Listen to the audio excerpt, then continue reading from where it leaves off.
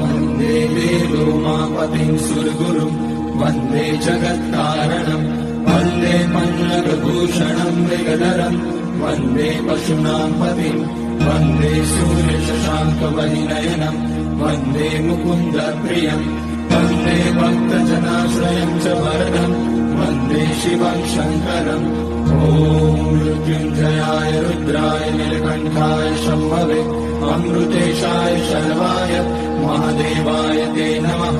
नमस्तेऽस्तु भगवन् विश्वेश्वराय महादेवाय त्र्यम्बकाय त्रिपुरान्तकाय श्रीकाग्निकालाय कालाग्निरुद्राय नीलकण्ठाय मृत्युञ्जयाय सर्वेश्वराय सदाशिवाय श्रीमान् महादेवाय नमः।